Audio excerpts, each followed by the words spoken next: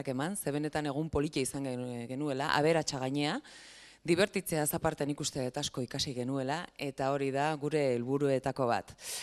Batzo, gure aditxo eta lagunekin zertaz egin genuen berba, atzera begirada bat bota genuen, eta telebistaren kultura eta gidoien artean eta nondik gatozen ikusi, eta gaur egun nola islatzen den guzti hori ere pixkat errepasatu genuen. Baino gaur, etorkizunari so egingo diogu. Eta horretarako inguru, aberatsa dugula, esango nuke, anitza ere bai, eta moderatzaile lanak, Xabier Paiak egingo ditu. Xabi Paia nik uste dut askoentzat ezagune dela.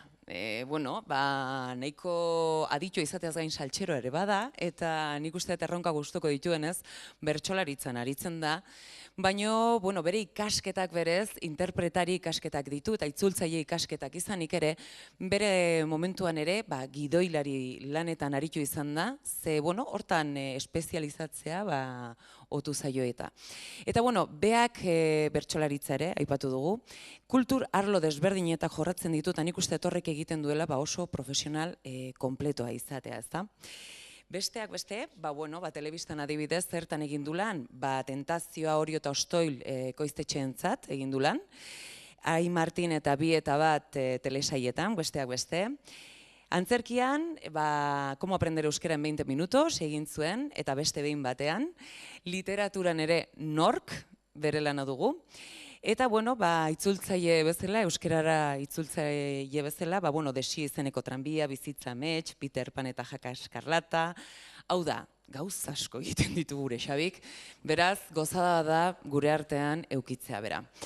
Berak aurkeztuko dizkigu, hementxe, atzean aditu guzti hauek, beraz, gozatu ezazuela eta badakizue hau zuena da, beraz, gero parte hartu lasai asko. Mila esker eta zuek guztiokin, txalo bero bat mesedez, Xabi Paiarentzat. Arratsaldeon eta eskerrik asko, ongi etorri crossover jaialdiko euskarazko saiorik bikainenera. Eta ondo pasatzeko asmo erabatekoarekin, ikusiko zenutenez, hautaketa bat egin dugu atean, eta bakarrik sartu ahal izan duzue ikuslerik onenak, zintzoenak, kritikoenak, eta maila bat betetzen zenutenak. Azken batean guk ez dugu nahi milaka eta milaka jende etortzea eta hemen telesailei buruz edozein gauza esatea, ez?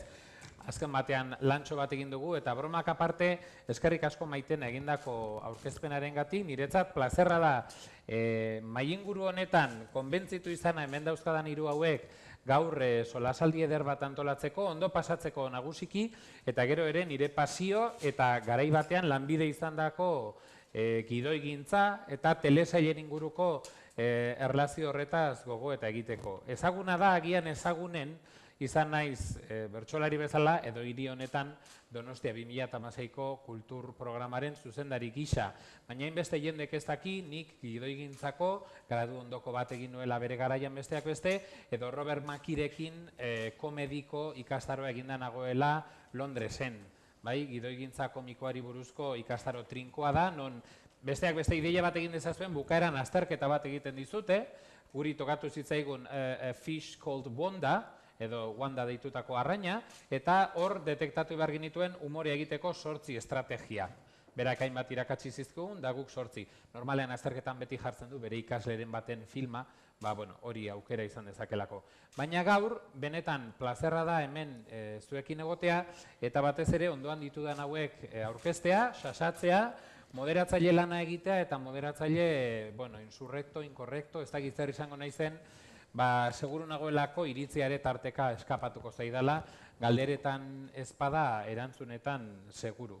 Baina gaurko saioan, zer jorratuko dugun zuei azaltzeko, egia da, ikusiko zenuten, bestela etzineten etorriko, telesailen fenomenoa nabarmena da, hori da crossover jaialdi berriak aztertuko duena Donostian egunotan, bai pantailaren bitartez, bai hitzen bidez, baina guk aztertu nahi izan dugu edo jorratu nahi izan dugu gero eta genero nabarmenagoa den distopien gai horrek agerian utzi duen zerbait. Eta da flash forward efektua.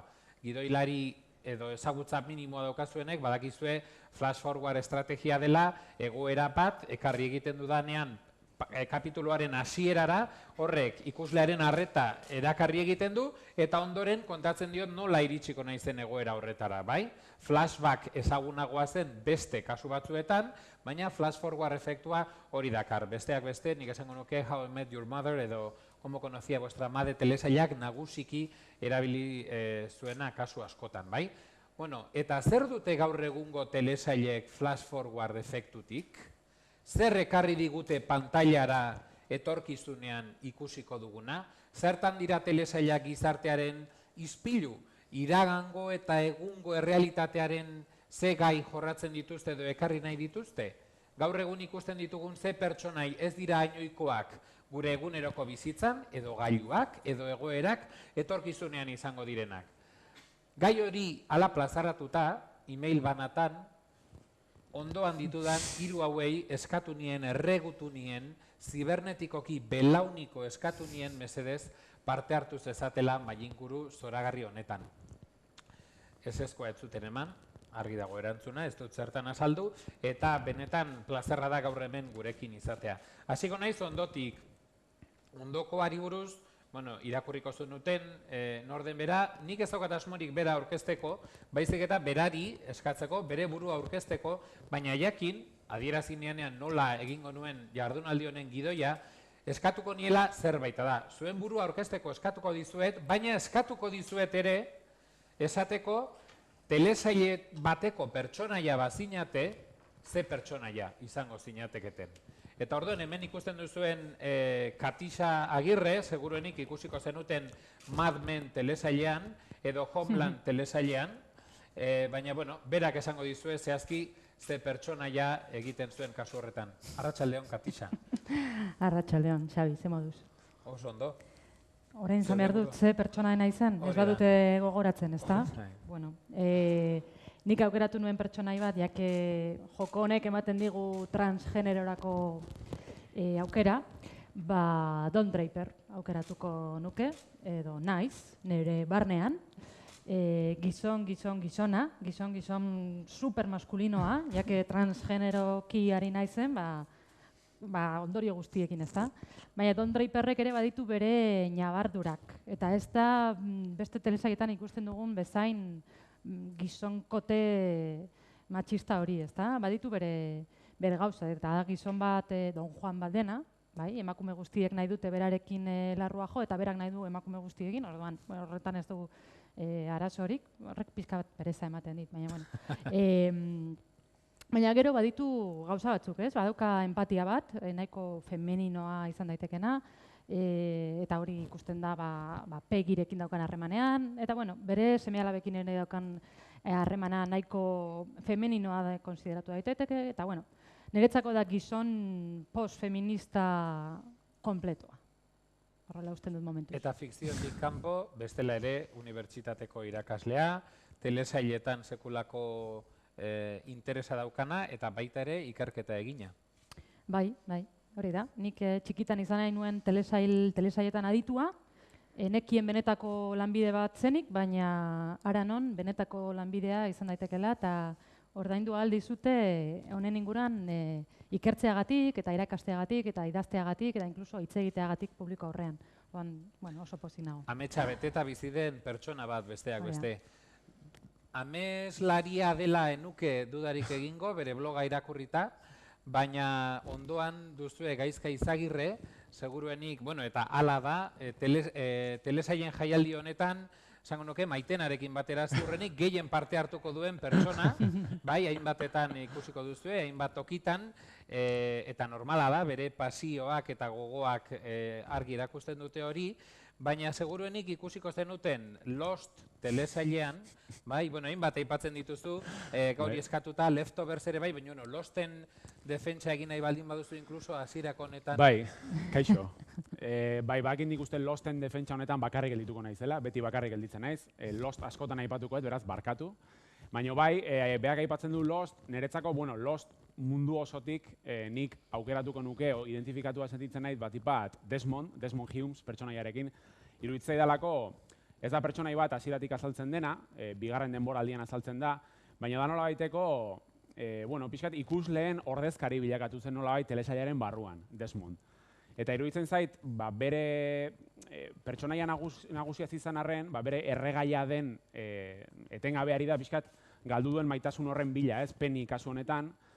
Eta oso interesgarra iruditzen zait, nola maitasunaren erregai horrekin aurrera jarraitzen duen eta bilakatu zen eretzako bai telesaila, bai pertsonaia zerbait ahaztezinean, ez? Alde batetik, Lost, aipatu nahiko nuke, eta Desmond. Eta gero bestetik, ja 3 emakumezko aipatu nahi nituzke. Alde batetik, The Handmaid's Tale telesaileko June, iruditzen dalako, bueno, bi lotura nahi nituzke. Alde batetik, The Handmaid's Taleko June, eta gero The Leftovers telesaileko Nora Darst. Iruditzen dela bi emakume, azken urteetan pantalla txikian egon dian pertsonaia zoragarrienetarikoak, biak nolabait sufritzen dute, sufritzen dakite, baina biak nolabait ekiditen diote modu desberdinean, ez? Nora Darst, ez dakizuenok, Leftovers kontatzen duena da, batean munduko biztanleriaren uneko bia desagertu egiten da.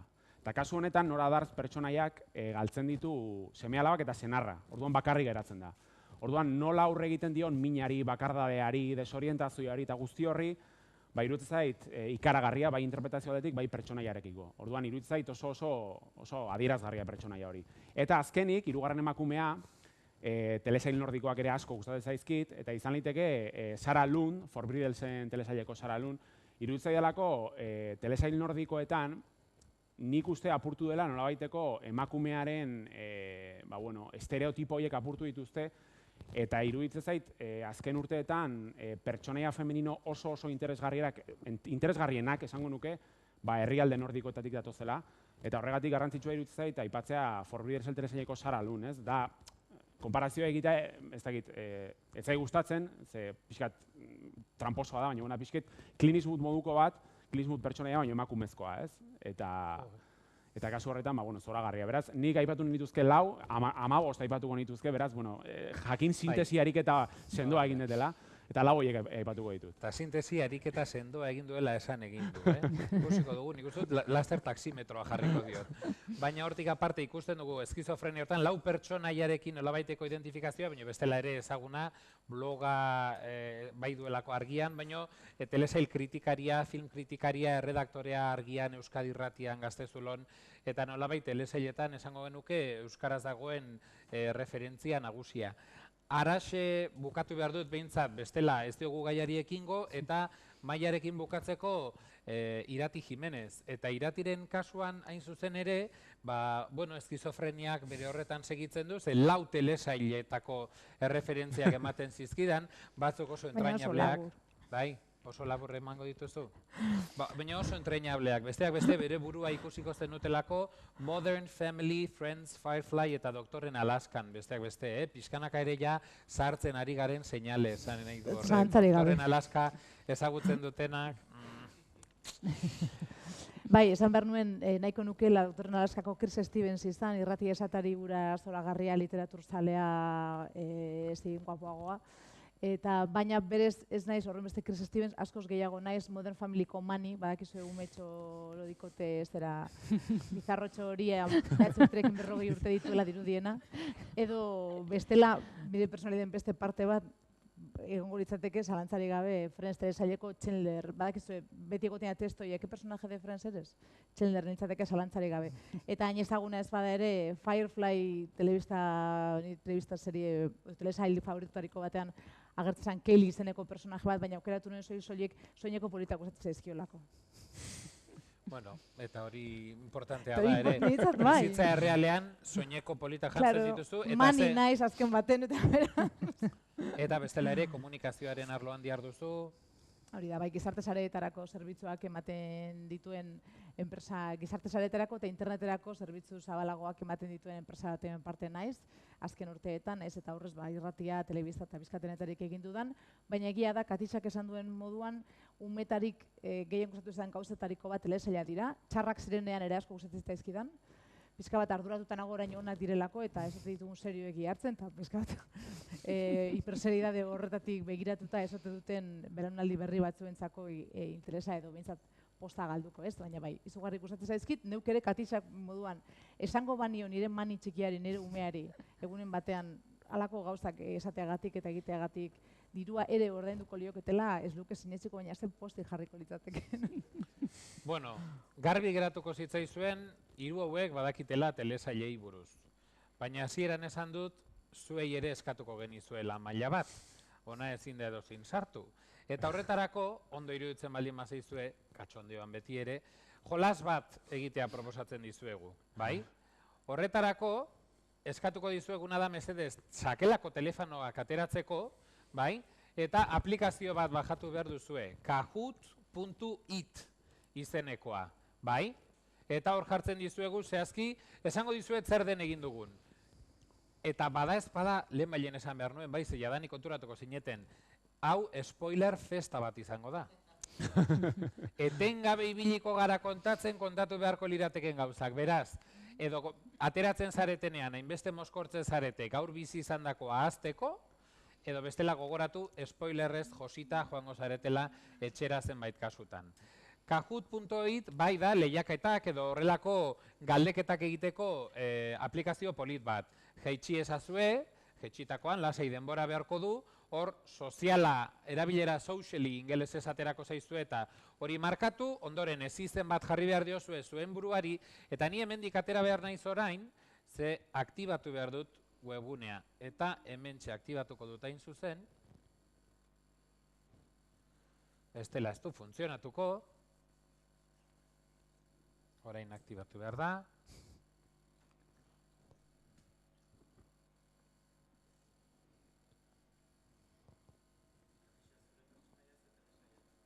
Mad Men. Bai. Nik uste jendea pikatuta dagoela, jaurpega ikusten dute. Saria zein den esan beharko duzu. Gero. Bazparetz. Bai. Bueno, orduan ikusiko duzue, bete behar dituzue datuak, bai, oso harina da, bajatu duzuenean, ireki, uste dut adina galdetzen dizuela.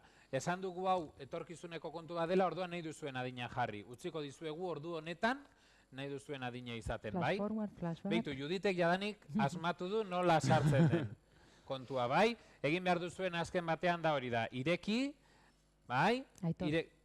Irekitzen du, Aitorrek ere asmatu du, Engongak ere bai, oso ondo, ikusten duzuen? Dira izpada. Vale, nahi duzuen ez Jesse izena Pinkman, jarri gustatzen ezazuen. nahi. Jess Pinkman, oh my god, Breaking Bad, bai Jesse ona. Pinkman.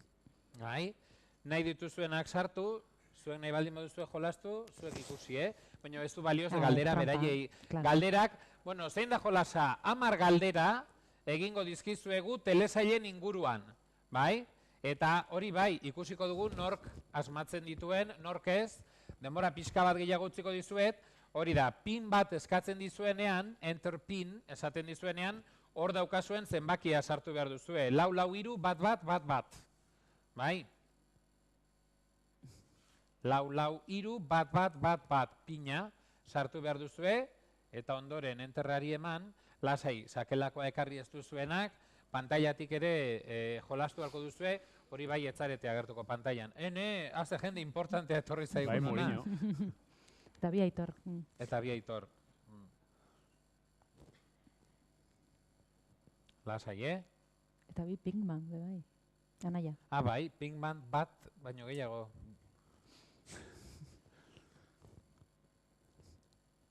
Breaking Baden zaletasuna handia dago orduan. Normala. Utziko dizuegu denbora, lasai, 10 galdera izango dira. Galderak lehenbizi aterako dira, lasai nik irakurriko dizkizuet ere, eta galderak gehienez erantzuteko 60 segundu daude. Baina, Breaking Bad irabazten ari da, nabarmen, argi dago, bai? Baina, 60 segundu baino lehen denek erantzungo bazenute, automatikoki erantzuna emango digu. Bai, beraz lehenago bukatuko du. Konektatu nahi duzuen guztia konektatuta zaudete? Bai? Prest gaude jolasteko orduan?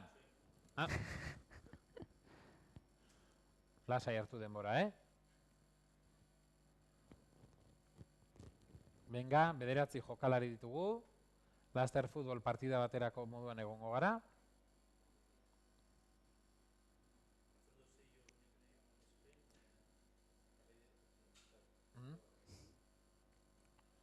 Edo zein ez izen jarri eta okei eginda ez du iten?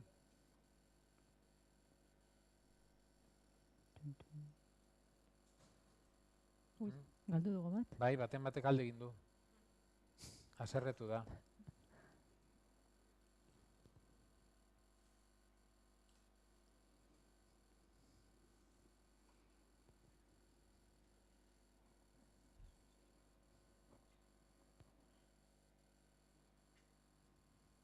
Badoa urtzi. Olatzar Bai, bai. sartu da berriz.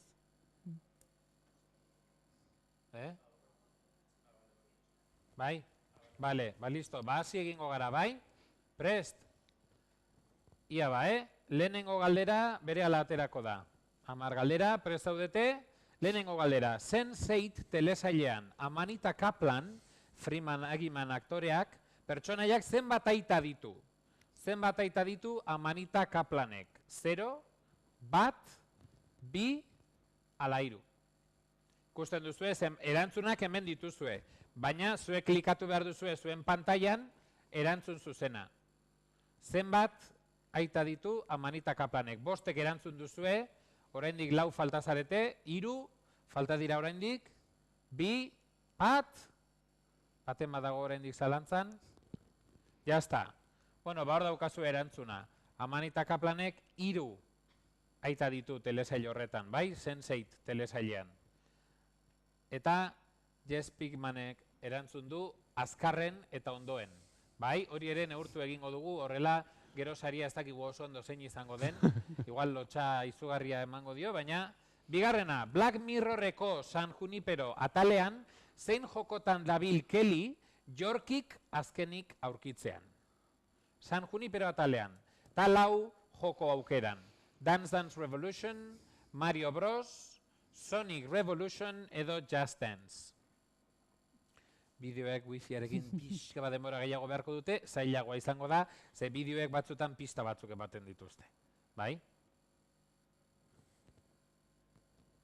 Ya está, vale, bueno, ez dago gaizki, oraingoz, nahiko bataz besteko honean ari gara, ikusten duzu zein den erantzun zuzena, eta kasu honetan Juditek aurrea hartu du, eta, bale, segi dezagun 3. Nola du izena Mr. Robot telesaileko protagonistaren arrainak?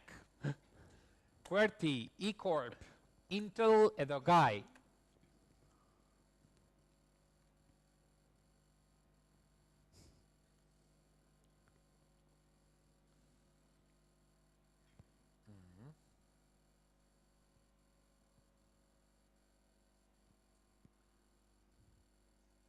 Bale, QWERTY zen erantzuna, eta gero eta gehiagok jakin duzue, segi dezagun aurrera, Judit ematen du, zuk denbora asko pasatu duzuela pantailaren Ja, aurrean, ikusten hemen etxeri behar dugula, Bai, Judit. hori da, igual txanda pasa egingo dugu, baten bat aldatu. Zenbat balio du fikzioan jakina Westworld telesaileko jolas parkeko sarrerak? $40.000 egunean, $40.000 urtean. Doakoa da, edo ez da telesailean aipatzen. Ya está. $40.000 egunean, honi buruz kontrobersia nahi baldin baduzu egon daiteke, hemen ez zegoen erabateko adostasunik, baina adituek garbi bilatu dute datua eta $40.000 egunean da. Jo, Judit. Ondo. Baina ala ere Jess Pinkman hor dauka, Ondo-ondoan. The A-Team ekipoako MA Barrakusek beldurra zien hegazkinei. Nola sartzen zuten taldekoek hegazkinean? Konorterik gabe uzten zuten kolpe batekin, esnea ematen zioten lotarako pilulekin, eserrez, berdin igotzen zen hegazkinera, edo Valium ematen zioten. Ya está. Bai, berak salto egin behar du, hori bai, jak. Esnea ematen zioten lotarako pilulekin, bai, kolpearena, emea barrakuz, orduen igual jende oso gaztea dago hemen, Hori ere, datu interesgarria. Bueno, datuak edo blokeatu zaizkigu, baina, bueno, Judit, igual zuk ja jakeatu duzu eta zuk irabaziko duzu. Nork hil zuen Laura Palmer, Twin Peaks telesaileko pertsonaia? Mutil lagunak, etzen inoiz jakin, nor izan zen hiltzailea, inoiz jakin ezarren ulertzen da deabru batek hil zuela, edo mundukoa etzen zerbaitek, edo aitak. Hau spoiler totala da. Baina pasadira marka, nik aukeratu nuen, pasadira marka pare bat, ja, ikusi espauduz. Kadukatu du spoilerrak, ez? Kadukatu, Telesail urten dira vintage spoilerrak. igual izango da. Ez? Bueno. Aitak, bueno, Ez tan hemen, importante. begira, jende asko ez du jakin, Orduan, telesail vintageak igual itzuliko dira. Maila batean aitak, baina, bueno, trukoa dauka pizkatera. Aldaketa. Ui, Jesi. Bai.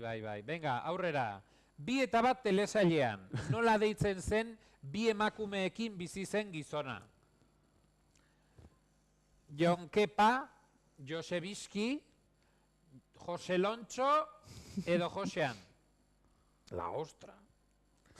Jose Lontxo, bai, Jose Ramon Soroizek egiten zuen pertsona jaura. Aurrera. Jose Mourinho, ETB-ra bueltatu eta igual, Jose Mourinho ETB bat ikusiko du. Jose Lontxo, Jose Bizki. Claro, hori da, zerbait dago hor. Nola du izena Narcos telesailean agertzen den etakideak? The Basque, The Spaniard, Eusko Bomber edo Fermin. Ondo Narcos, nahiko ikusita dago, eta ikusi ez dutenek, bueno, Eusko Bomber ez du inor jarri, Mourinho ari da bapatean, azkenengo egindola esprintxo bat edo. Ze animaliari jo behar dio larrua Britainia handiko lehenengo ministroak Black Mirrorren lehenengo atalean? Tapa.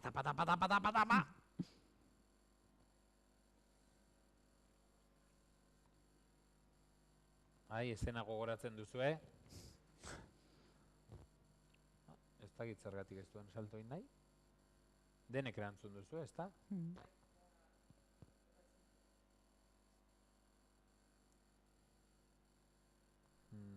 Skip eman.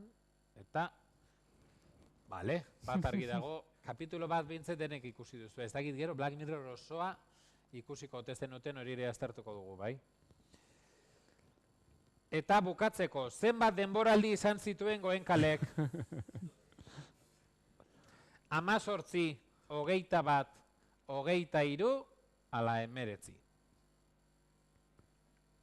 Talasa anaiak elkarrimoko bizi dira. Igual hago okerren erantzun dena, ez? Telebistaren porrota. Bai. Osea, Coronation Street, ni Birminghamen bizi nintzen, Goenkalek gainditu zuenean estatuko telesail luzeenaren muga, eta deitu zidaten BBC-tik unibertsitatera galdetzeko ea nola esaten zen Goenkale. BBC-en esateko, is it Goenkale, or is it Gwinkale, or how do you say that? Benetan, egia berdaderoa. Eta bai, 21 izan zituen. Bueno, hemen ikusten duzue podioa, Jesse Pinkman eta Aitor, Mourinho eta horri bili dira. Altxatu daitezela, ez? Eta txalo bat jasoko dute. Bai, txalo bat emango diogu zuei eta bai denei ere, lasai. Bueno, jolastxo bat egin nahi genuen behintzat, ikusteko, gai honetan telesail asko daude, gauza asko jorratu behar dira, eta nolabait ikusteko, ea ze ezagutza zenuten, eta aldi berean publikoaren parte hartzea sustatzeko. Baina orain gatozen mahai ingurura zuzenean, eta lehenbiziko galdera garbia egin behar dizuet behintzat, mahai inguru honen izenburutik abiatuta. Flash forward, fikzioa errealitatearen aurretik. Telesailak etorkizun posibleen aurrekari direla esan dugu, hori jorratuko dugula. Eta eskatu nahi dizuedana hain zuzen ere da, zuen ustez, ze elementu detektatu edo ikusi dituzue telesailetan etorkizunean egongo direnak. Zer aurreratu digute, zertan izan dira aitzindari, eta hor bai, hasi nahi duzuen ordenean nabarmen, bestela gaizka, nolabait nik atolatuta daukan moduan zuri emango dizut hitza lehenbizi. Bueno, baldin badago telesail bat, nik uste izenburu honi lotu daitekena, Black Mirror da, zalantzari gabe. Ez da baiatu daitekeia, geho atal bakoitza, zinematografikoki edo ez da baidagarria da, ona otxarra dan. Baina behintzat, gai aldetik nik uste Black Mirror dela, batipat teknologiaren gaiaren inguruan, nola teknologia berrien erabilpen txarrak izan ditzaken ondorio larriak, ez? Atal asko daude, nik uste realitatera aurreratu dianak, asko aipatuko nituzke, baina bueno, bat aipatzearren, adibidez, 3. denboraldiko Nosedive atalean adibidez, Bryce Dallas Howard azaltzen da atal horretan. Aplikazio hau, telesail honetan azaltzen den aplikazio hau, Txinan hasi ziren garatzen, behin telesaila amaitu zenean. Aplikazio hau da, pertsona batekin, zu imaginatu, ni iratekin hitz egiten nago, eta segun eta nola erortzen zaiten, ni puntuatu egiten dut irati. Irati 5 izar, edo bakizu ez dakit gogoratzen duzuen atal hori. Bueno, Txinan garatu zuten adibidez aplikazio hori. Gero beste atal batean ikusten da, pizza banatzaile bat robot baten moduan dijoala, hori ere bai atera da. Orduan, bueno, Black Mirror, nik uste argi eta garbi, esan ditazke beste 10.000 adibide, baina izan daitekeela, zenbatetan ez dugu esan igual kalean goazenean, hori ze Black Mirror den, edo ze hori Black Mirror ematen du. Orduan nik uste... Baina egia da horrek, esango nuke askotan, komponente negatibo bat duela. Nik askotan Black Mirrorrekin daukadan sentsazioa da, pantailan dagoen etorkizun hori beti beldurgarria dela. Bai? Askotan hori iradokitzen digu beti. Irati, uste dutzuk optimista izan nahi duzula etorkizunera begira, gian edo feminismoekin zentratuta, beste adibideren bat etorkizunera begira? Kontutan esan da, gaitzak aurreratu zigula, hain zuzen ere berak esan duen moduan, galdera horri egokien doakion telesaila Black Mirror dela, beste leku batera jotzearen iruditzen zai telesailetan ez bakarrik hor, baina horre ere bai, ikusten dugula feminismoak izan duen azken oldarraldi honen erakusgarri bat oso agerikoa eta optimista izatearren, norbera nire nortasunera eroize delako, pentsatu dut badirela, espero dudan etorkizun baten zantzuak baditugula telesailetan, orain txaipatu dugu geure artean esate baterako oso ezaguna, ez dut bukaera esango, baina Big Little Lies telesailean adibidez, ikusi dugu nola ematen zaio nire ustez buelta itxaropentsu bat emakumeen arteko lehia nola beteko tradizionalari, eta nola ematen du igual arerioak batzuk izango dira, eta gero azkenean beste batzu dira, eta oso ondo identifikatzen da zein den benetan daukagun, aurrean daukagun arerio nola baitez. Eta hor, lehen biziko denboraldiaren bukaera kontatu gabe, baina gomendatuta, gustatu zitzaidan asko, baina ikusten dut beste telesaila askotan, ikusten dut Juego de Tronosen era, ipatzarren beste bat horrela denok erdi ikusiko duguna, edo erdi ikusten duguna, hasi zen oso giro, erdiaro estiloko giro batean, non terrore sexualak oso evidenteak ziren emakume ontzat, eta bai, mundu oso violento bat, bai, baina bereziki emakume ontzat zegoen hor indarkeria sexualaren eta bortxa sexualaren denbora guztian mamu hori, ez? Eta azken denboraldiotan, bereziki azkenan eta azken aurrekoan eman zaio buelta bat, eta dira alde batetik patriarkatuaren nolabait baztertutako gizonak, eunukoa, kastratua, ipotxa, bastarta mundu horre aurre egiten diotenak, emakumeekin oso aliantza eder batean, ez? Hain zuzen ere bortxari eta aurre egin dioten emakumeekin. Eta alako adibide asko ikusten ditut, bestatzuk ez hain ezagunak eta behar bada B serie bezala konsideratzen ditugunak, Jane the Virgin esate baterako iruditzen zait telenovela bat, buelta bat eman diotena izugarri ederra telenovelaren giro toksiko kristauari ohikoari, eta sortu dutela beste narrazio bat oso feminista ez etorkizunerako. Eta alako hor ikusten dut nik ez behar bada izango dugun etorkizuna, uste dut baietz, baina behintzat nahiko nuken etorkizuna asko ikusten dut. Game of Thrones aipatu duzu, eta hori zuk zeuk ere nolabait, gainera, digarri egin zitzaidan, landu genuenean Queerlandia. Horrela laburtu nuen. Horrela laburtu zenuen, etorkizunean ikusten ezaken hori garatzeko eskatuko nizuke. Bueno, genero nahasmendua, orain Judith Butlerren liburuan horrela itzuli duten, ez? Genero nahasmendu hori oso argi ikusten da telesail honetan, ez? Zer da, neska, mutila, inporta du, ez? Ikusten dugu pertsonai askotan, bere generoan nolabait hori ez dagoela argi, edo jokatzen dutela bere generoak markatzen ez duen moduan. Eta ez bakarrik generoa, adina ere bai. Badago pertsonai asko, neska oso gazteak direnak, ia umeak, eta hala ere egiten dituztenak gauzak neskek ez dituztenak egiten, ez?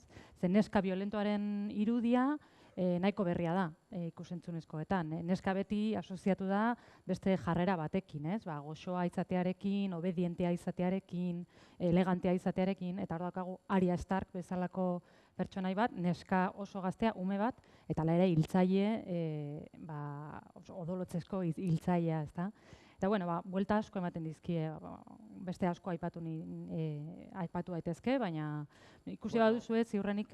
Bai, bi, zuek biek aipatzen zenutena, eta berriro ere agian etorkizun beldurgarriaren, nire ustez, etorkizuna beldurrarekin erlazionatzea ere oso gauza, ez da kasualitatea, telesail askok egiten dute, eta aipatzen zenuten The Handmaid's Tale, biek ikusten zenuten nola baitez, azken batean zuk aipatzen zenuen emakumea rekurtso natural moduan identifikatzen dela, edo tratamendu horretan badu ere ez, zer da ikusi duzuena kasu horretan, dietako... Bueno, batez ere, distopiaren generoa da, eta distopiak beti dira horrela, ez da, beti erakusten digute etorkizun oso ilun bat, etorkizun posible guztien artean, okerrena, ez da? Okerrena gertatu da Estatu Batuetan, ja Gilead deitzen den herrialde, etorkizuneko herrialde horretan, eta erakusten du nola erreakzioa beti etorri daitekeen, ez da? Izan daiteke herrialde oso garatu bat, baina beti egongo da erresistentzia bat edo erreakzio bat, eta erreakzio horrek izan dezake arrakastarako aukerarik. Eta azkenean arrisku hori hor dago, hori benetakoa da, ez da? Integrista erlijiosoak hartu dute boterea, kontra dagoen guztia akabatzen dute, eta emakumea bihurtzen da azken biktima, ez? Erreakzio horrena, orduan, hori da planteatzen den arriskua. The Handmaid's Tale aipatzen duzula, niri The Handmaid's Tale telesailetik, nahiz eta bigarren denboraldi hau oso iluna izaten ari den, eta oso gogorra. Nik uste ikuslearekiko talka hori sortzen dela batipat, telesailako katzen da, Katixak esan duen bezala Gilget Errepublikan, eta orduan hasiera baten ez dakigu zehazki zein urtetan den, zein garaitan, ze jantzia dijoazte, pixkat diktadura fundamentalista modukoa da, orduan eliza eta politikoak eta bar, pixkat talka sortzen da nire ustez ikuslearekiko ikusten ditugunean kanpoko irudiak, hau da, ikusten dugunean Joan Osborne adibidez, gorriz dijoala jantzita eta sekulako presioa bizitzen ari dela, eta bapatean, izan daiteke flashback batekin, edo flash forward ez daude oraindik telesailean, bere senarra eta bere familia eta kanpoan ikusten ditugunean, 2018an eta gaur egun ikusten ditugun gauza guztiez inguratuta, nik uste hor sortzen dela batipat talka handiena ikuslearekiko.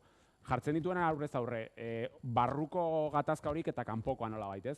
Eta hori oso ondo irudikatzen da, Junen sekuentzia askotan, beti dago iluntasunean bezala eta hor mugitzen da beti, baina dago beti etengabe lehioetatik eta beti argizpiak sartzen dira, ez? Orduan egia da, esan dezuten bezala, distopia beti lotzen dela iluntasunera edo gauza ilunetara, baina nik nabaritzen dut, ez dakit nola amaitu gen, baina badagola horrelako itxaropen puntu bat nola bait, ez? Hori transmititu nahi duten, naiz da zaila dirudien oain hori ikustea, baina iruditzen zait badagoela intentzio hori. Eta bitxiena da The Handmaid's Tale telesaileko kontu honen arira, Margaret Atwooden liburuan oinarritua egoteaz gain, liburu hori 80. hamarkadan idatzi zela. Orduan pentsa ez, pixkataria, fikzioa, errealitatea, orain dela 30-40 urteko eleberri baten oinarritu den kontakizun bat gaur egun hain erreala edo hain gordina, eta ez hain pentsa ezina iruditzea, hori iruditzen nahi pixkat... Eta badago, gaia prestatzen ari ginela, gustatu zitzaidan, Katixak momentu batean nik esaten nolabait gaia planteatu, eta ematen du telesailen zerbait berria dela, ez? Etorkizunera gehiegi begiratu nahi hori, baina zuk aipatzen zeinean, bada kasu bat ere Padres Forzosos, Full House aipatu beharra, hori gabe Modern Family bezalako zerbait nekez sortuko zateken, deigarri egiten zitzaidan ikusteko hori, askotan, iragan hartan etorkizun izan zelako, ez? Bai, agian ez zen, Padres Forzosos bezalako serie bat ez genuke deituko Quality Television, gaur egun esaten den bezala serie hauei, ez da? Zan gehiago, sitcom bat, ikusten genuena telebistan, gainera ni gogoratzen dut Canal Plusen ikusi altzela, eta nik genekien Canal Plus ikusi altzela, oso gaztea zara igual, baina Canal Plusen ikusten zen dena elurra bakarrik, ez bazenuen arpidetza ordaintzen, eta batean egun batean heldu ginen etxera, eta hola, Padres Forzosos ikus daiteke Canal Plusen, niretzat izan zen. Eta biok izango gara igual Jessirekin maite mintutako. Noski, mundu guztia maite mintzen zen. Osaba rockero horrekin. Elvis zalea.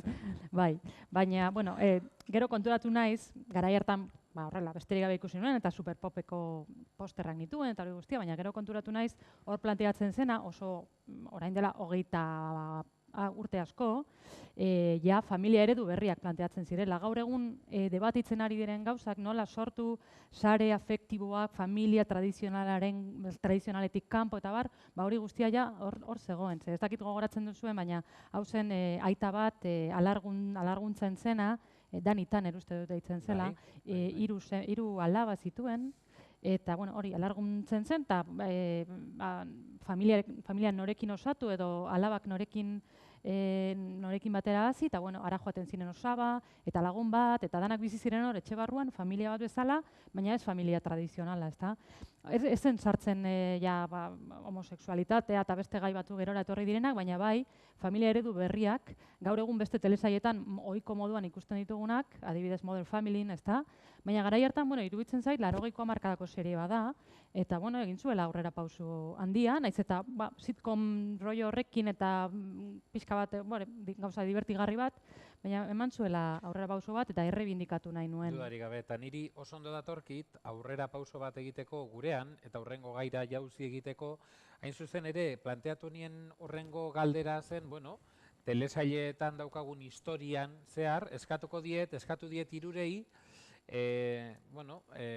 kontuan hartuta gizartearen garapena nola kontatu liteken telesailetan, izpilu baldin badira, eskatu diet hirurei, hiru hamarkadatako, hiru pertsonaia aukeratzeko garapen horren isla izan litezkenak. Bai, nola hamarkada bakoitzean pertsonaia batek islatzen duen gizarteak aurrera, atzera, edo nola egiten duen, eta kasu honetan irati zurekin hasi nahiko nuke, ze gainera ematen du Dana Eskali famatuak, bai, Isa Espedienteko Dana Eskalik zeharo markatu zintuela. Bai, niretzat, bueno, nire asko markatu ninduen, baina badago ez dakit ezagutzen Espedientek izeko protagonisteetariko bazan, gizona eta emakumea, bera emakumezkoa. Gillian Anderson aktoreak egiten zuen, birritan aipatuko du gainera bera zerrenda labur honetan, eta hitz egiten da orain adibidez Eskali efektuaz, antza bere sasoian zientzietako karrerak, emakumeok horrenbeste egiten ez ditugun karreretan, sortu omen zen alako gorakada bat emakumeen matrikulazioetan, eta ez dago oso onden urtea, baina bueno, Eskali efektuaz hitz egiten da nola baitez. Eskali fizikaria zen telesailean, eta medikuntza ikasia, eta orduan, bueno, eta forense ez. Hortik aparte, aukeratu du momentu batean Espediente Xek dakar aldaketa bat telebistan, Twin Peaksen hildoaren ostean, ez dakiz eta bueno, zientzia fikzioaren baitan alako nolabaiteko kalidade bultzada bat ematen dio telebistari, eta Mulderrekin zeukan harremanak bere tasun guztiekin eta telesailaren narrazioan baitan zeuden toxizidade eta misoginia guztiekin, personajea bera zoragarria zen, ditzat imposiblea zen Eskali eta maitemenduta ez egotea, eta zeukan meritu hori, esaten da askotan, nola dira, esango dut, zeinek zeukan meritu handiagoa Fred Asterdek edo Ginger Rogersek elkarrekin dantzan egiten zutenean. Eta esaten da, Ginger Rogersek egiten zuen, Fred Asterdek egiten zuen guztia, baina takoiekin. Pues Eskalik zeukan, Mulderrek egiten zuen guztia egiten zuen, baina takoiekin, ez? Bigarren aukeratu da, 80. hamarkadan, urrengoan aukeratu nolabaiteko bere oinordeko bat, Eskalik sortzen duen emakume moldearen atzetik beste asko datoz. Veronica Mars aukeratu dut, teledetektibe bat institutuko ikasle bat, neskato bat bortxatu egiten dute, ez dakin nork, bera lagunik onena hil egiten dute, eta orduan institutuan detektibe bihurtzen da egoera honi aurre egiteko, ez? Bere ahuldade eta zaurgarretasun guztiarekin eta bere horretan iruditzen personaje bat geniala, delako novela beltza da azkenean ikusten duguna, genero beltza da ikusten duguna, detektiba, krimenak ez dakiz zer, baina ezoiko personaje batek eginda neskato bat, 16-17 urteko neskato bat, eta neskato horrek ez dio uko egin behar Buffyri gertatzen zaion bezala, Buffy izango zen bestela bestea, ez dio ukorik egin behar bere izateko moduari, gazte izateko gogoari, eta bere feminidadeari, ez, eta personaje oso maitagarri bat iruditzen zait. Eta azkena, berez Gillian Andersonek egina, azken urte hauetan 2010-tik aurrerako telesail bat aukeratzearren Default telesaila aukeratu dut eta Estela Gibson protagonista. Berriz, nire obsesioetariko bat, ez? Emakume bat mundu kriminalean dagoena, Belfastera bidaltzen dute Inglaterratik inspektore bat, gizon batek emakume batzuk hil dituelako eta haren peskizan. Eta sortzen du berriz Gillian Andersonek personaje hau inoiz ez duena identifikatzen bere feminidadea vulnerabilidade bezala. Inoiz ez diona naiz eta mundu honetan hain erraza den hori, bere terreno horretan etengabe maskulinitatearen baloreak goratzen dira eta jerarkia horietan, eta orduan normala da norberak hori identifikatzea eta bere zaurgarritasuna ostendu nahi izatea emakume bezala mundu horri aurre egiteko, eta berak behin ere ez da tentazio horretan jaisten, eta sortzen du personaje bat botere badaukana oso estoiko eta regarrea, eta beraz birritan Gillian Anderson. Bueno, ez da kasualitatea izango, zuk emakume aukeratu eta Katixak ere emakumeak aukeratu dituela, emakume abokatuak. Bai, bueno, orokorrean ikuste dut emakume pertsonaietan ikusi dela garapenik handiena, nabarmenena eta begibistakoena, ezta? Eta adibidez, bururatu zait, beste edozein lanbide har nezaken uste dut, baina abokatuen istorioak telebistan, emakume abokatuen istorioak telebistan, ezta? Gainera asko daudenez, oso erraza da konparaketa egitea. Eta 80ko hamarkadan bazegoen serie bat, LA Law deitzen zena, La Ley de Los Ángeles, hor ja emakumeak agertzen ziren, abokatuak, baina, klaro, ziren pixka bat, igual ez lehenengo generazioa, lanbide horretan ari zirenak, baina bai bigarren generaziokoak izango ziren, ezta? Orduan, zan mundu bat oso gizonezkoena, eta ara sartu nahi zuen emakumeak behar zuen izan, besteak baino gizonagoa, ez? Hori da, Margaret Thatcherren beti aipatzen den eredua, ezta? Izan behar duzu, besteak baino gogorragoa, ez? Eta hori da pixka bat, LA ikusten ditugun emakumeen paradigma, ezta? Beraien jazteko modua ere oso zorrotza da, pixka Rotten Meyer ziren, balekoak zirela demostratu behar zuten etengabe, gizonek hori egin behar zuten bitartean. Bueno, hori da 80ko hamarkadako eredua. 80ko hamarkadan, amaiera aldera, beste eredu bat etortzen zaigu, gogoratuko duzu ziurrenik Ali McBeal bezalako abokatu bat, ezta?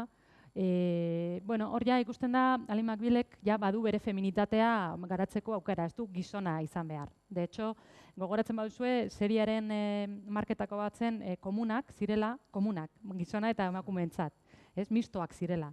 Nolabait lan munduan parekidetasun pixka bat zegoela erakusten zuela, ezta? Orduan Ali McBeal zen abokatuen mundua, abokatu ona, baina bere feminitate hori elikatzen zuen pilo bat. Eta oso ezagunak ziren bere minigonak, adibidez, kriston minigonak eramaten zituen beti, eta takoiak, takoiak aipatu dituzun, takoiak ere kristonak, oso zaila zen horrela ibiltzea ziurrenik. Futurama egin zuten horren parodia bat. Minigonak edo takoiak. Abogada soltera lucha por su clientes, autosuficiente y omnipal. Hori da, bai. Eta gero bere neurosiak ere bazituen, ze azkenean Ali McBeal oraindik markada horretan oraindik zegoen familia edo lana, ez? Dilema horretan. Berak lanaren alde egin zuen, eta orduan beti bere harreman sentimentalak kaotikoak ziren, eta gero zeukan haur txiki bat agertzen zitzaiola aluzinazio bat bezala, azten zera dantzan, unga, xaka, bai. Eta, bueno, rollo hori, ezta? Oraindik ere familia, lana, eta lana aukeratu dut, eta ona naiz horretan, baina nire neurosiak arrastaka daramatzat, eta bar.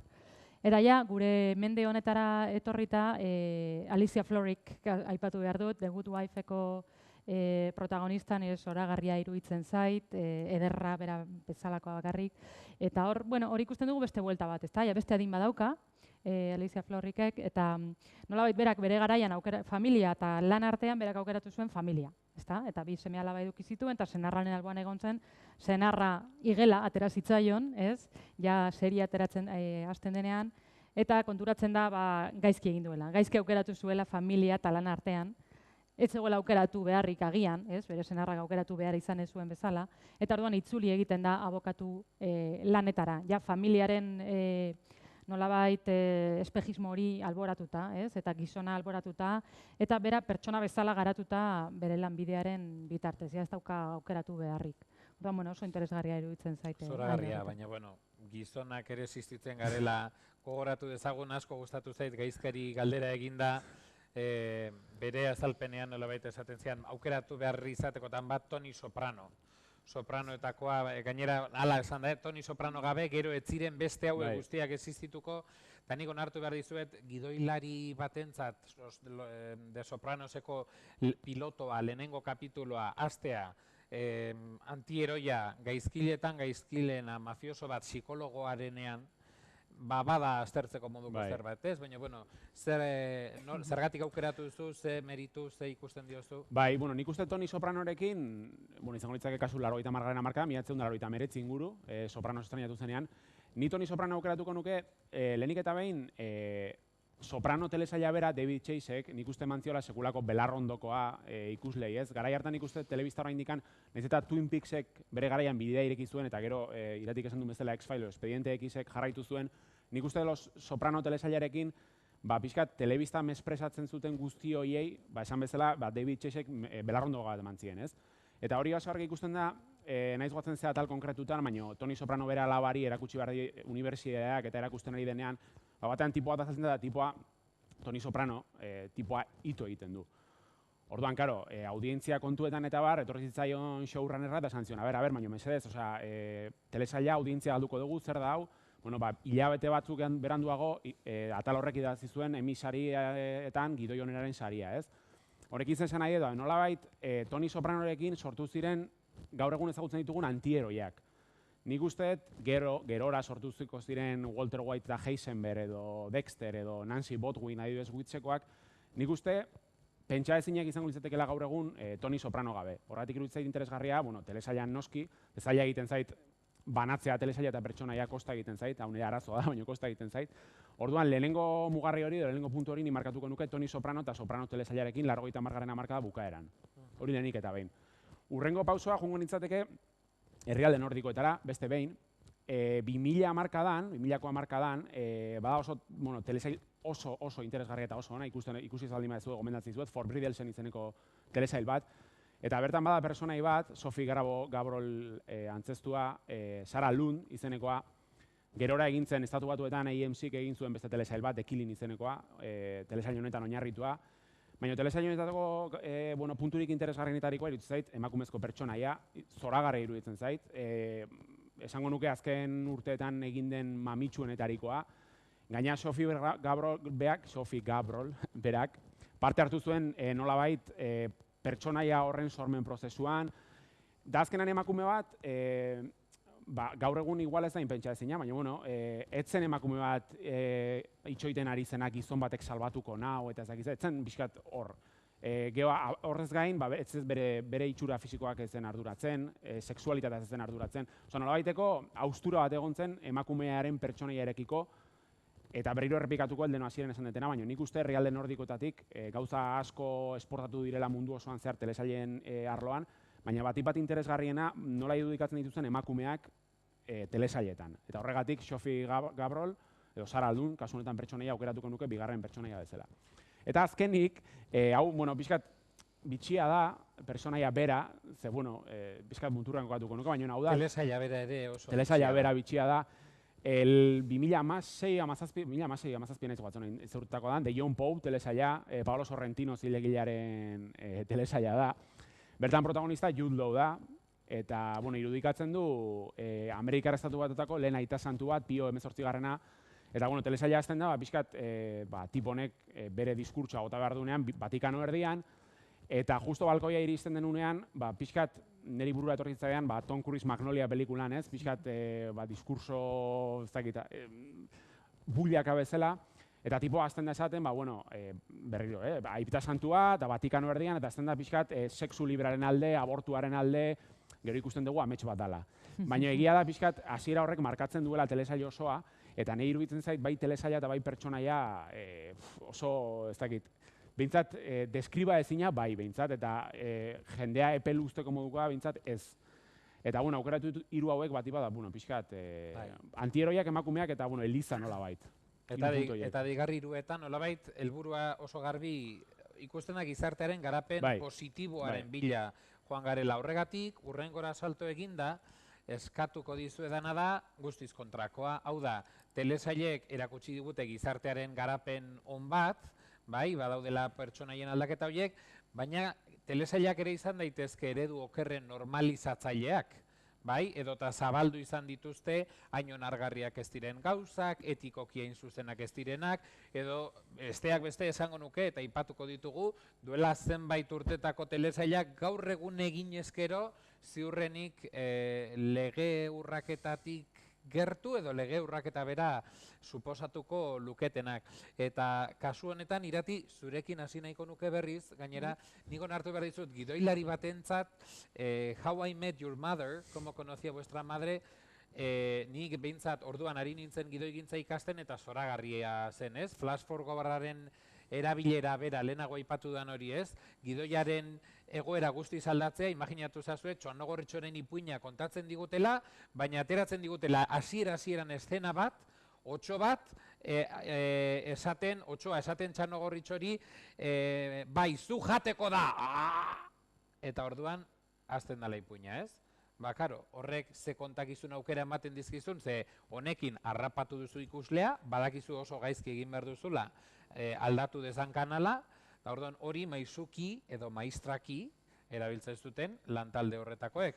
Niretzako Zuk eredu okerra. Bai, lehen hiru denboraldiak iruditzen, bueno, hasieri geniala iruditzen zait planteamendua, como conocía vuestra madrena.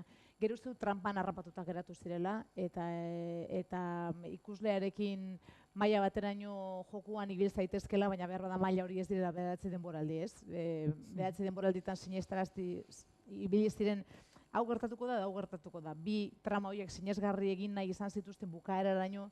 Orduan horrek eskatzen du Remon Chandlerrek esango lukeen bezala nolabaiteko zintzotasun falta bat, ez? Azkenean. Baina ondo amaitzen dute, ondo borobiltzen dute niretzako telesaia. Niretzako suizidablea, baina bueno. Nik esan nuen behitu. Emozionalki, Baba zeukan zentzua, dena. Trama, dena zeukan zentzua, bai, baina emozionalki niretzat terrible. Azken momentuan personaje batzu imens, bueno. Kontua zan, ez nuen horregatik aipatu nahi nuen adibidetzat agertzen direlako eredu desegokien olait, zer esaten ari gara eredu desegokiak esaten dugunen ere zaila esatea, baina bueno, genero aldetik nik uste dut gauza batzuk geratu direla, hori da gehien aztertu izan dudananik, geratu zaizkigula pizka bat zaharkituak, ez beste gabe, eta esate baterako Don Juanaren personaje agertzen zen, como conocía vuestra madre, eta Don Juanaren personaje hori beti ikusi izan duguna, La Ley de los Angelesen esate baterako agertzen zen, Don Juana da tipo bat emakumeak engainatu behar dituena haiekin larrutan egiteko, eta hori oso zaharkitua iruditzen zait gaur egun, ez? Zergatik engainatu behar ditu? Esan nahi du emakumeak ez du harekin oberatu nahi, eta berak lortu behar du emakumeak nahi ez duen hori atera behar dio nolabait, ez? Eta horren adibide esan naiz eta personajea bera, alakoa dira narrazioen kontra esanak, Barneyren personajearen, ez? Genial iruditzen zait, ez? Aktoreare genialagoa. Barkatu, baina ez duzu uste parodia bat zenik? Don Juanaren parodia bat egiten zutenik? Baina erredimitu egin nahi dute, beraz esan, ez? Ja. Eta askotan esaten diote soziopata hortze da bilez torrente bezala, muga horretan. Azkenean parodia da, omenaldia da, ja. Ikusleak nola sentitzen duen, askotan kritikatzen da Walter White, Heisenbergen pertsonaia nola emakumea traba egiten duela, baina azkenean da ikusleak nola antzematen duen pertsonaia hori, ez? Bai, baina narrazioan egia da, ez? Narrazioan ez estatzen ez dana balioztatu egiten da. Eta ez dana agertu, como conocía vuestra madreren bizitzan, ez dana agertu bizitza luzean, ez dana agertu emakume bat momentu baten esaten diona Barneyriz, baina ez nauzu engainatu behar, ez? Nik nahi dut, ez agertu emakumezko Barney bat, nik uste dut ez dagoela nahikoa desaktibatu. Naiz eta hortze dagoen, eta uste dut askotan aktoreren meritua dela. Eta gero agertzen da adibidez, Ted Mosbyren personaje askotan aipatzen da baitere good guy sindromea edo delako, ez? Personaje batek, dirudi tipo oso atsegin bat, baina ondo begiratzen baldin baduzu eta tipo atsegin bat, ez? Iruzurti bada. Normalean tipo atsegin hau neska batekin maiteminduta dago. Eta askotan neska hori ez dio esaten horrekin maiteminduta dagoela, baina espero du, esaten dio bere laguna dela. Baina espero du, sakonean, goiz ala berandu, emakume hori konturatuko dela, bera dela hor, beretzat beti egon den gizonezko hori, ez? Oso eredu tramposoa iruditzen zait, ez dut uste tipo hori, bizitza errealean horrela esan da, Pagafantas hori nolabait esatearren, Pagafantas pelikulan adibidez agertzen den personaje hori, hain atsegina denik, ez? Oso eredu toksikoa da bi aldeentzako, ze gizonen normalean hor amorratu egiten da egoera horretan, normala dan bezala, eta emakume engainatu egiten du. Horren kontrara eredu egoki bat nolabait esatearren, eta oso itxusia da horrela epaile ibiltza, baina, bueno, ulertzen duzu, Supergirl serien adibidez, Pagafantasaren nolabait paradigma hori hautsi egiten da guztiz, ez? Seriaren hasieran ikusi baldin baduzu, bueno, serie fantastikoa da generen ikuspuntutik. Eta lehenbiziko kapitulutan badago halako tipo atsegin bat, Supergirlekin maiteminduta, berarekin egiten du lan, ikuslean abaritzen du inoiz telebista ikusi baldin baduzue. Arekin maiteminduta dagoela, baina ez dio esaten zen laguna dira, bla, bla, ez? Neska ikusten du beste batekin enamoratuta, eta halako batean, serien oso hasieran, tipoak esaten dio, badago trama bat tiporen aitarekin, eta tiporen aita da narzisista nazkagarri bat. Orduan konturatzen da, kapitulan bukan esaten dio neskari begira, esan behar dizut, eta desmontatzen du Pagafantasaren paradigma guztia, esaten dio. Kontatu behar zurekin maiteminduta nagoela, ez dizut orain arte kontatu ez nik uste nuenagatik, baizik eta koldar bat esan nahi zelako, eta beldurra ematen zehalako. Eta egon naiz zurekin haserre ere baitarteka, ez ninduzulako horrela ikusten. Konturatu naiz nire aita halako gauzengatik erabat gaiztotu zela, eta bere koldarkeriagatik eta ez dut nire aita bezala izan nahi. Orduan, esaten dizut hau, badakit ez duzula hori sentitzen, pasako zait, uste dut, espero dut. Saiatuko naiz pasatzen, eta momentu uste dut ezin dugula lagunak izan, ze ez nahi zurekin zintzoa izaten ari, ez? Eta iruditu zitzen gauza genialidade bat. Uste dut, alako narrazio batzuk, ja, hori, zaharkitua geratzen zaizkigula, ez? Zaharkitua geratzen zaizkigu baita ere, hirugarren bat aipatzear nolabait azkena. Esan dizuet, espedientekiz maite nuela ikaragarri, erosi ditut Expediente Xen DVD-en kajak 120 euro kostatzen zirenean, beraz, oraindik pesetetan kalkuluak egiten genituenean, hori maitasuna ez bada, baina halako narrazioak non argi dagoen, protagonistak maiteminduta daudela, Bones, Expediente X, Law and Order, alakoak, ez? Eta ematen dituzte urte bat, 2, 3, 4, 5, 6, 7, 8, 10 urte, elkarri ez da musurik eman gabe, absurdoak iruditzen zaizkit gaur egun, ez? Eta gainera, kristauak ere bai, ez? Eta sortu nahi dute hor halako tensio bat, baina esango bagenu bezala behin larrutan egiten dutenean, horrekin batera, por supuesto, horrek esan nahi du hortik aurrera antes y después, hortik aurrera ja larrutan egitea da, por supuesto, bikoteak izatea. Eta ja, gastatuko balitz bezala edozein gatazka posible personajeen artean, ez? Ez dute hori egin nahi, pixka bat sindrome luz de luna esaten diotena, ez bada, larrutan egiten duten momentutik ja edozein interes galduko dugulako ikusleok. Eta uste dut hori ere ja oso zahar geratzen zaigula, eta zorionez, egon direla serie pila bat. Hor argi dago, gidoilarioi klasean irakasten digute TSNR-a deitzen da hori, tensión sexual no resuelta. Eta sortu behar da, mantendu behar da pertsonaien artean, eta kasi esaten dizute hori, trama edo arko hori, puskatzeko modua dela, tensio hori puskatzea. Ikizut, egon direla gero serie batzuk horri sortu dituzten beste narrazio modu batzuk, ez? Eta Friends bera, Ross eta Rachel loberatu ziren bigarren denboraldian, uste dut. Buffy eta Angel Zatearen serie normalak esan nahi dut, ez? Kultuzkoak, ez HBO-n ematen dituztenago, azten direnak, ez normalak, ez? Esforzosos. Eta hor agertu birela askotan ze gertatzen den urrengo goizean, ez da izan daiteke are interesgarriagoa. Bereziki, Bones, Expediente X estilo honetako narrazioak sortzen direnean, Castle hasiera baten, normalean gizonezkoak baditu sexu harremanak beste personaje batzuekin, baina emakumezkoak ez. Berez gainera sortzen dira harreman nahiko asimetrikoak, Expediente Xen kasua. Eta esan dago, ez? 30 urtetik aurrako personaje ikusten ditugu eta pizka bat harreman absurduetan, ez? Erromantiko bezala saltzen zaizkigunak hori da. Urrengora jauzi egin baino lehen esango dizuet, lagungarri jartzen ditugun irudietan beti loturaren bat bilatu dut, eta kasu honetan Big Bang Theoryn oso bideo interesgarria dago ikusi nahi baldin baduzue, nola geek maskulinitateak adibidez puntu misoginoa daukan, bai, ikusi besterik ez dago, telesail horretan gizonek, emakumeak nola gutxiesten dituzten. Egia da, ados nago guztiz da bideo ikustetan eukanta oso hona da, iruditzen zait, 11 denboraldi egin duenez ja, bihotzan lekutxo bat daukat telesail honentzat. Orduan gauzatzuk asko aldatu birela, baina nik adibidez, aipatuko nituzke Big Bangen gauza misoginotzat, egiten da banaketa bat izugarria genero artean zuk esan duzu, ez? Eta gizonezkoak dira oso modu batekoak eta emakumezkoak beste oso modu batekoak. Eta frikiak eta dira beti gizonezkoak, eta zientzak eta gizonezkoak. Sartu dituztenean beste personaje batzuk emakumezkoak saiatu dira hori leuntzen, ez? Eta adibidez, nolabait asko gorrotoa, ez dut askotan honetaz irakurri, baina gorrota handia ematen didan personaje, emakumezko personajeen topiko bada, la aguafiestas. Beti dago emakumezko bat, ez la aguafiestas. Eta orduan da, hor gizon batzuk, Big Bangekoak adibidez, badute gizon talde bat oso batzutan absurdo eta baina baditu parte batzu politak. Ez haien artean egiten dituzte joku pila bat, ezagutzen dute elkarren barne mundu hori superfrikia dana eta asko gozatzen dute elkarrekin.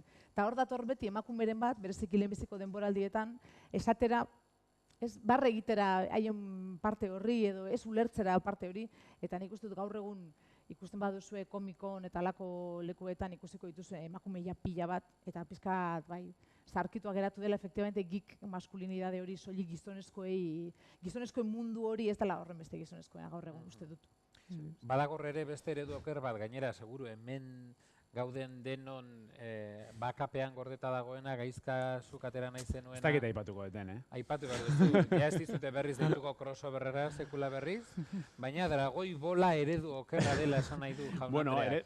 Bueno, egia da, iratik aipatu duen bezala, nik uste eredu okerrak bilatzerako orduan jotzen degula edo oso zaila dela ez beriztea pixkat pertsona, gidoia eta pertsonaia alde batetik, ez? Nik uste eredu okerrak topatu daitezkela gidoietan, baina batez ere nik uste gehiago topatzen direla pertsonaia konkretuetan.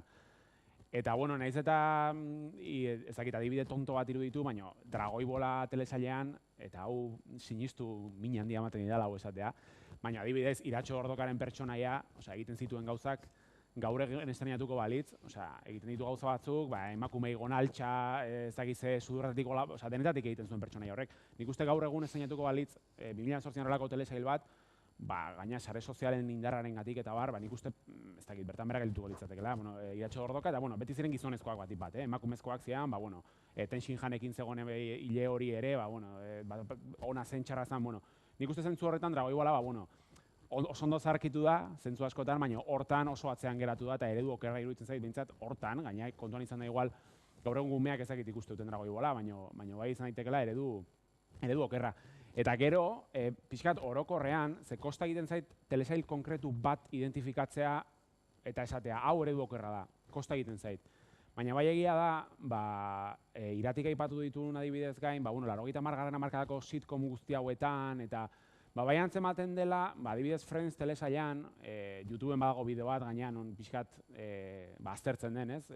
Matxismo hori, egia da, Friends ikusten baldin bazu hasieratik bukaera ez daukazula sentsazio hori, baina aztertzen baldin baduzu banan igual Joeyren jarreraren bat, edo bai antzeman daitekela, ez dakit matxismoa den, edo Iratik esan duen bezala, dira jarrera batzuk gaur egun zarkitua gelditu dienak, ez? Orduan, aipatuko nuke pixkat orokorrean, Friends telesaileko pertsonaia batzuen ekintzak eta Dragoi Bolakoa. Nintzake gai izango esateko telesail hau eredu okerra iruditzen zait. Gero egia da, zaila dela, bakoitzaren usteak eta banatzea, alegia, gaurko albistea, batzoko albistea, bakizue Rosan telesaila, John Goodmanen telesaila, emaztea, Rosan, Trump zalea da telesailan, beti Trumpen alde egiten du. Adibidez, niretzako eredu okerra da.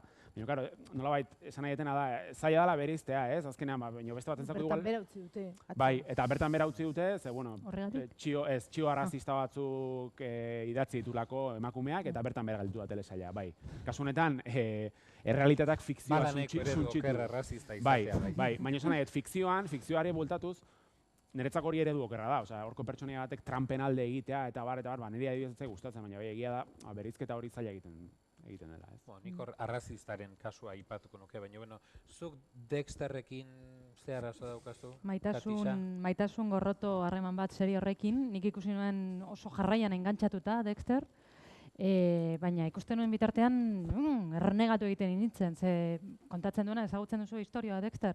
Bera da psikopata bat, baina da psikopata ona, nolabait bere aitak ezi egin du psikopata ona izateko. Eta psikopata ona izateak esan nahi du, hil egiten duela merezi duen jendeak bakarrik. Orduan, nor hiltzen du Dexter gure psikopata maiteak? Beste hiltzaileak, pederastak, holako jendea, nolabait, Estatu Batuetako sistema penitentziarioa oso permisiboa denez, deno dakigun bezala, kalean utzi ditu, ez? Eta orduan Dexterrek hartzen du horiek garbitzeko ardura. Orduan hori, errealitatearekin guztiz talka egiten du, ze badakigu zenbat preso dauden Estatu Batuetan, ezta? Eta hor, erakusten du adibidez, hori Miranda Warning deitzen den, tiene derecho a permanecer en silencio, badakizu, hori egin behar dela norbait atxilotu aurretik, ezta? Polizia batek gaizki esan badu, warning hori, gaizki bota badu zera hori, ja libre geratzen dela hiltzailea, ezta? Holakoak gertatzen dira, orduan Dexter joan behar da, super eskrupulosua. Orduan, klaro, Dexter normala den moduan berak hil behar ditu, ezta? Bueno, orduan, norberaren esku hartutako justizia, heriotz zigorra, ideia fascista pilo bat daude serie horretan, eta egia esan da horrela hotzean pentsatuta urduritu egiten naiz, baina beste alde batetik engantzatu egin nintzen serie horretara, eta 7 denboraldi ikusi nituen jarraian. Eta amaieran ikustela, telesain historiako amaierarik negargarri. 8. azkena ez dut ikusi. Horre, desengantzatu egin nintzen. Par batzuk ikusteko, negarri batzu ikusi. Bai, irakurri nuen txapa zela eta jautzen. Eredu okerrak zenbat gustatzen zaizkigun, Badazpada 7 telesailak, 7 bai, hori da maitasun gorroto harreman hori. Bukatzen joan behar dugu, eta eskatuko dizuet, azken batean ibili gara etorkizuna eta telesailen arteko harremana. Aztertu dugu, zer egongo ote den etorkizunean gaurko telesailetan ikusita. Zein eredu oker, zein bilakara egon den non aztertu ditugun, eredu okerrak ere bai, baina bururatu zitzaidan Augusto Boal, Zapalduen antzerkiaren sortzaileak, esaten zuen antzerkiak berak balio zezakeela, bazuela balio terapeutiko bat etorkizunean izango genituen gatazkak ensaiatzeko, bai? Oholtza gainean antzesleak ensaiatu zetzaken etorkizunean izango zuen gatazka. Telesailek ere balio diezagukete agian etorkizunean izango ditugun edo gaur egun ditugun arazoa konpontzeko bideak bilatzeko, sendagai izateko gai batzuk korapilatuta ditugunak edo gizartean zailak izan daitezkenak lantzeko. Eta kasu honetan, hainbat aipatzen dituzue, Gaizka, zurekin hasteko Borgen atera duzuzu, niri asko gustatu zitzaidan, eta zer sendagai edo zertan ikusten duzuzuk izan daitekela? Bueno, hasteko Borgen telesaila, telesail Danimarkarra, nik uste Borgen, Broen eta Forbridelsen direla urrezko 3 telesailak, pixkat herrialde nordikoetan. Kontatzen duna da, Brigitte Neighbor da protagonista, Danimarkako lehen ministroa izendatzen duten emakumea da. Eta nik uste telesail honetan, pixkat familia, boterea, kazetaritza, justizia eta guzti hori uztartzen duen hausnarketa zorrotzenetarikoa iruditzen zait. Eta eredu iruditzen zait, pixkat jendeari hausnarketarako bideratzeko eta pentsatzeko ez. Hau posible litzateke telesail hau hemen egitea, ez? Hemen edo, ingurua mintzatorrelako egitea. Orduan, oso interesgarria iruditzen zait telesail hau, 3 denboraldi besterik ez dira gainea, oso erraxa ikusten dena. Eta naiz eta politikaren munduan barneratzen gaituen, oso telesail entretenigarria da, oso ondo daude landua pertsonaiak, eta Brigitte Neighbor pertsonaia zoragarria iruditzen zait. Orduan, lehenengo adibidea hori Borgen aipatu nahiko nuke. Gero badira beste 2 telesail, horietako bat ez da ezaguna, baina nahi zoragarria iruditzen zait, Master of None izena du telesailak, Netflixen daukazu ikusgai. Master of None telesailak, izenburuak dioen bezala Master of None, kontatzen duena, protagonista da Dev, 30 urteko tipo bat, aktore izan nahi duena eta Nueva Yorken bizi dena. Telesaila zeri buruzkoa den esatea komplikatua da, ze azkenean telesailak pixkat baloratu nahi duena da eguneroko keinu txikien garrantzia. Atal bakoitza zentratzen da gai batean, adibidez, lehenengo atala da pizza. Orduan, atal guztia dijoa pizza baten inguruan. Bigarren atala da, ez dakit, bizikleta bat, ez? Orduan, atal bakoitza dira, pixkat goraipatu nahi du, eguneroko gauza txikiek duten garrantzia. Badakit, hau esaten den bitartan esango zute, baina ze koñazo klase dau, ez? Baina benetan esaten dizuet, telesaila zoragarria dela, badago bigarren denboraldiko lehenengo atalean, txuribeltzeko atal bat, Vittorio de Sicaren Ladrón de Bicicletas pelikulari omenaldi zoragarri bat. Eta egia da, benetan, telesaila ikusten zoazen inean, pentsatzen dezula, badute garrantzia, ez? Eguneroko keinu txiki hauek, garrantzia ematen izizkiogun keinu txiki badutela bere pisu eta bere garrantzia. Eta hirugarrena, The Leftovers. Eta hirugarrena, The Leftovers. Ez kontatu gehiagi, Beira, egia esango izut, The Leftovers aipatu nahi nun, eta esango, hemen txesartuko The Leftovers. Ezin dut, hemendik atea The Leftovers gomendatu gabe. The Leftoversek kontatzen du, bapatean, munduko biztanlerianen 2% desagertu egiten da lurretik, bapatean, beste gabe, imaginatu nizurekin hitz egiten nola eta desagertu egiten zea. Orduan, jendeak ez dakit non dauden, ez da noa joan den ez dakite ezer. Orduan, telesaila horazten da. Hori da pixkat telesailaren aitzakia, ze geho, iruditzen zait, Breaking Bad geroztik egin den telesail honena iruditzen zait, mina, bakardadea eta desorientazioari buruzko, ez dakit, maisulan bat, ez? Pixkat Black Mirror aipatu dugu, ez? Nola Black Mirror salatzen du, edo pixkat etorkizun ilun hori non denak konektatua gauden pantailen eta teknologiaren bidez, baina era berean konektatua gauden arren, ze isolatua gauden, ez? Ze bakarrik gauden, pixkat Leftoversek ere bai hori erakutsi nahi dugu, ez? Mina eta bakardadearietan nola aurre egin, nahiz eta zientzia fikziozko trama bat izan, hori kenduta funtsean edo mamian antzematen da gaia edo jorratu nahi duen gaia hori dela, ez? Minari edo bakardadeari nola aurre egin. Iratizuk, The Americans, gomendatu nahi duzu.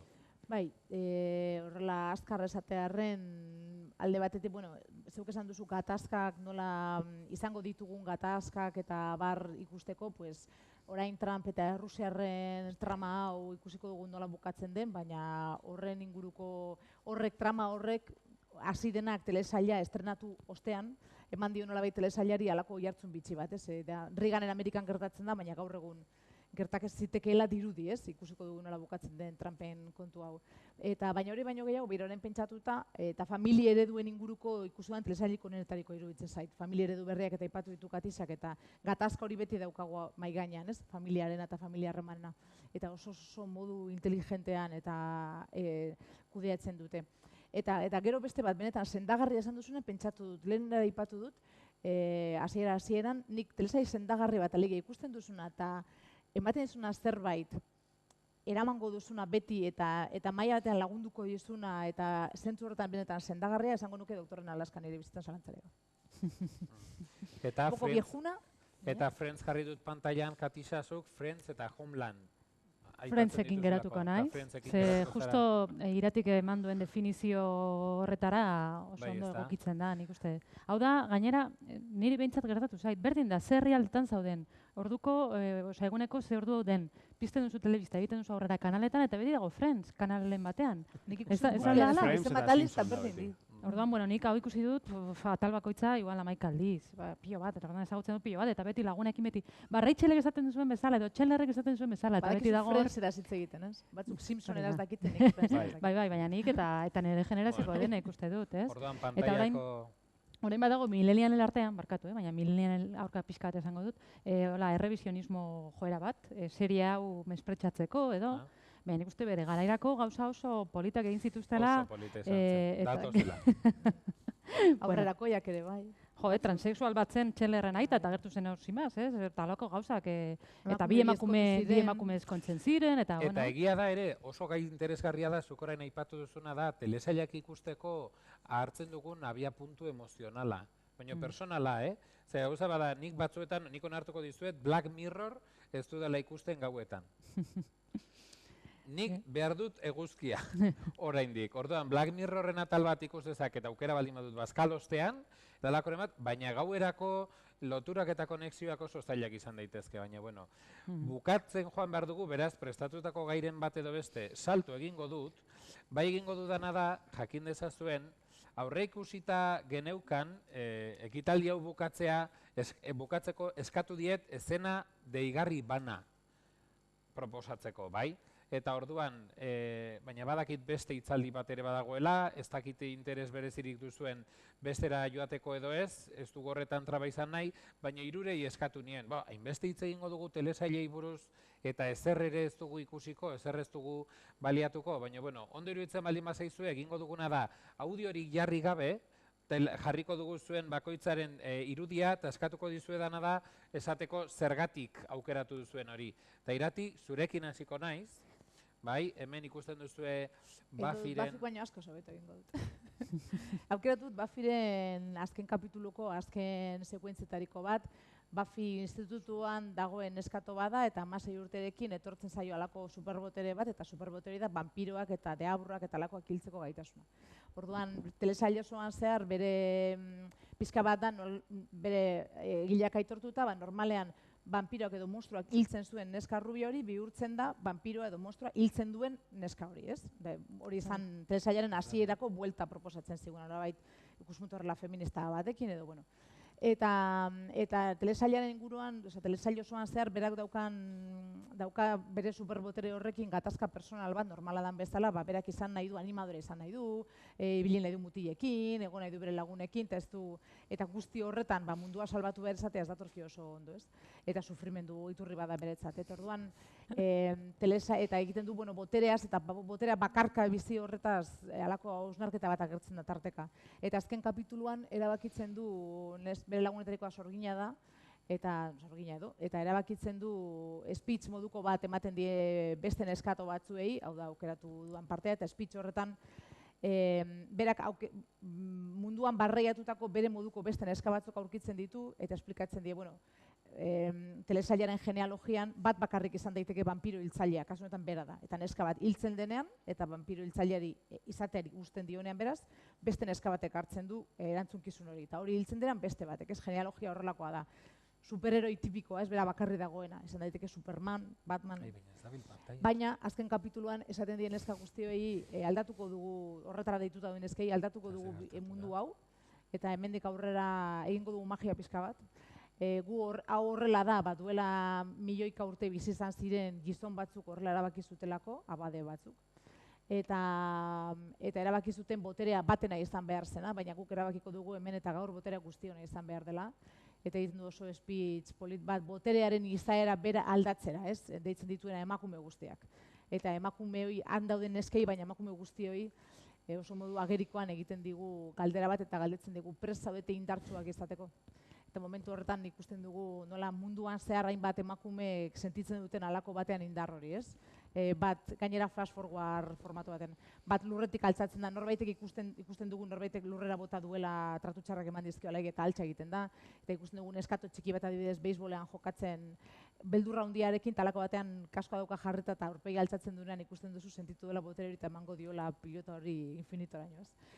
Oso agerikoa mensajea, oso ez duen zertan funtzionatu behar, izan ziteken larra agerikoa, baina niretzat momentu fantastikoa eta Buffy bukatzeko, izen hori zeukan superheroiaren telesaila bukatzeko modu genial bat oso epikoa. Eskerrak erabaki dugun ez jartzeaz, ez Guztiago dugu esplikatu erabaki, ordenagailuak erabaki du ez jartzea. Saiatu naiz, baina blokeatu da, zuk The Leftoversen sarrera da hor dagoen hori. Bai, bueno, The Leftoversen sarrera, eta eskerrak ez ezun jarri, sekuentzia hori soinurik gabe entzutea, Max Richteren soinu banda da, eta nik esango nuke sekuentzia horren uneko 40 soinu banda dela, baina bueno, The Leftovers telesailaren hasiera da, eta justo ikusten da, besteik gabe pertsonai bat, non gaina uste ez dela telesail guztian zehar berriz azaltzen. Bai, agertuko da. Hirugarren denboraldian azaltzen da egia da, elkarrizketa bat egiten diotenean, bai. Emakume bat azaltzen da, bueno, pertsonaia ezberdinak azaltzen dira, munduko pertsonaia ezberdinak, bakoitza gauza ezberdinak egiten, eta konkretuki hor, sekuentzia horretan ikusten da ama bat, bere ume txikiarekin, justo supermerkatutik ateratzen denean, kotxean sartzen du umea, atzeko eserlekuan uzten du, eta bea eseritzen da gidariaren lekuan. Orduan, Max Richteren soinu banda zoragarri entzuten den bitartean, batean nabaritzen du ondoan jendea builaka, negarrez, batean eskubita begiratzen du eta bi autok talka egiten dute, eta begiratzen du atzea, eta bere ez dakit 2 urteko umea desagertu da, ez dago. Atea itxita dago, leioak itxita daude eta ez dago umea. Eta horra hasten da Leftovers telesaila.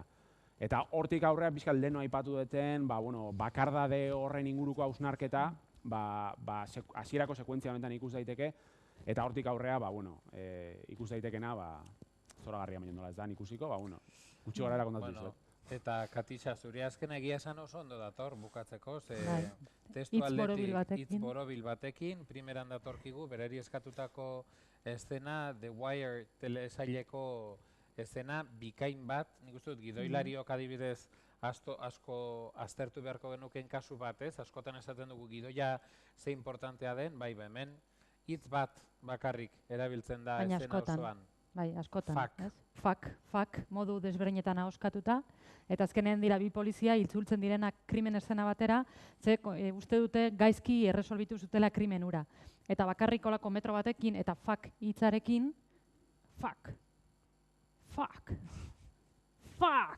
konturatzen dira gaizki erresolbitu zutela krimen hori. Eta orduan, niretzako hori erakutsi zidaten seria ikusi aurretik, eta zaunen, hau beste mundua da. Hau da CSI-ren diferentzua, ez da? Eta horrela engantxatu nintzen hasi nintzen The Wire. Hala da, zin egiten dizuegu sare sozialen bitartez jarriko ditugula 3 esteka horiek ikusteko, honek erabaki du gehiago ez duela eman nahi. Onaino, egia esan, ez dakit galderarik egin nahi diguzuen, zerbait planteatu nahi duzuen, afaltzeko ordua heldu den, eta bestela eguneko telesaila ikusteko denbora kenduko ote dizuegun. Oso ondo. Gidoilariok, alde, produktoreak lortzen dituzunean, konforme, eskerrik asko Urtzi. Edo gomendatu igual telesail bat, hola ikusi ez duguna. Bai, oso ondo dago. Bai, zoragarria da pertsonak.